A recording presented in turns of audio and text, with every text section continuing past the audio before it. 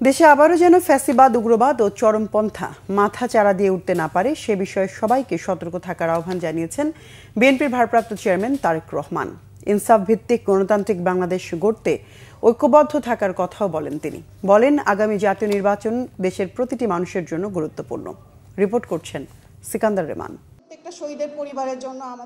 2024 সালের July August গণ অভ্যুত্থান স্মরণে বিএনপির মাসব্যাপী কর্মসূচির অংশ হিসেবে ফ্যাসিবাদ বিরোধী আন্দোলনে নারীদের অবদান শীর্ষক সভা হয়েছে।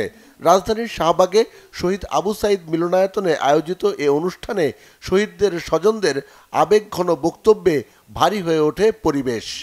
আমাদেরকে আপনাদের সম্মান প্রয়োজন নাই, কোনো ক্রেস্টের প্রয়োজন নাই, শুধু আমরা মারা বিচারটা চাই। বিচারটা করেন, আমাদের সন্তান হত্যার বিচার চাই। আমার একটা দিন মনে হয় কি একটা বছরের সময় চাইতেছে। আগামী 5 আগস্ট আমার স্বামীর মৃত্যু বার্ষিকী, সবাই ওর জন্য দোয়া করবেন। আমাদের ভাইরা আসলে যেই জন্য জীবন দিল এবং যারা গাজী ভাই বোনরা আমাদের আছে, তারা যেই স্বপ্নের বাংলাদেশ চেয়েছিল সেটা যদি আমরা বাস্তবায়ন করতে পারি তাহলেই আসলে আমি মনে করি যে এই গণ অভ্যুত্থানটা সার্থক হবে। গণতান্ত্রিক আন্দোলনে নারীদের ভূমিকা শ্রদ্ধার সাথে স্মরণ করেন বিএনপি নেতারা। দেশ গঠনের কাজেও নারীদের কাজে লাগানোর তাগিদ দেন তারা।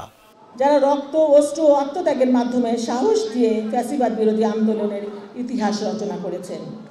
ইনশাআল্লাহ বিএনপি নারীদের তাদের সাংবিধানিক, রাজনৈতিক, সামাজিক, পারিবারিক এবং রাষ্ট্রীয় প্রাপ্য সম্মান দিতে সক্ষম হবে। সেই স্বৈর শাসকের যে কণ্ঠস্বর, সেই কণ্ঠস্বর কিন্তু আজকে আমরা কোথাও কোথাও শুনতে পাচ্ছি, কোথাও কোথাও ক্ষমতার দম্ভ আমরা দেখতে পাচ্ছি।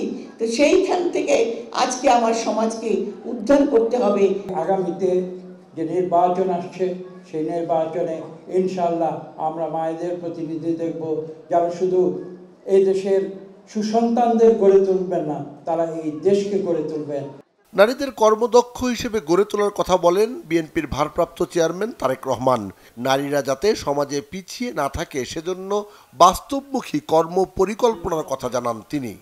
বিগত 1.5 দশকেরও বেশি সময় ধরে ফ্যাসিবাদ বিরোধী আন্দোলনের সময় অনেক মা তার প্রিয় সন্তান হারিয়েছেন।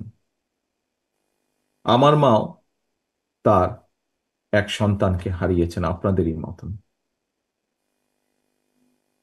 বহু স্ত্রী তার প্রিয়তম স্বামীকে হারিয়েছেন, বোন তার ভাইকে হারিয়েছেন। অনেক মা বোন নির্যাতিত, নিপীড়িত হয়েছেন। অনেক পরিবারের পারিবারিক বন্ধন ছিন্ন বিচ্ছিন্ন হয়ে গিয়েছে। হাজারো শহীদ আর স্বজন হারানোর অসংখ্য মা বোনের আর্তনাদে শেষ পর্যন্ত ফ্যাসিবাদ অবসানের পর আমাদের সবার সামনে শিশু, নারী, পুরুষ, ধর্ম, বর্ণ নির্বিশেষে একটি মানবিক বাংলাদেশ গঠনের সুযোগ সামনে এসেছে। দেশের মানুষের জন্য আগামী জাতীয় সংসদ নির্বাচনের গুরুত্ব তুলে ধরে তারেক রহমান বলেন, যে কোনো ষড়যন্ত্রের বিরুদ্ধে সজাগ থাকতে হবে।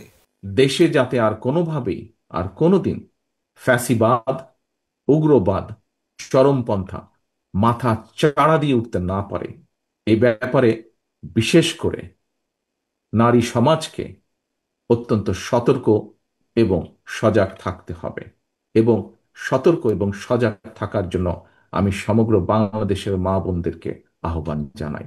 নারী, পুরুষ, শিশু, ধর্ম, বর্ণ নির্বিশেষে সবার জন্য শহীদদের কাঙ্ক্ষিত একটি ইনসাফ ভিত্তিক গণতান্ত্রিক নিরাপদ বাংলাদেশ প্রতিষ্ঠার মাধ্যমে শহীদদের আত্মত্যাগের প্রতি সম্মান জানানোর জন্য আমরা ঐক্যবদ্ধ থাকি।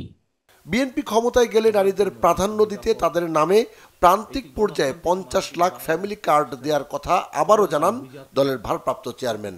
সকল শহীদদের আত্মার মাগফিরাত কামনা করছি। সিকান্দার রেমান, বাংলা ভিশন, ঢাকা।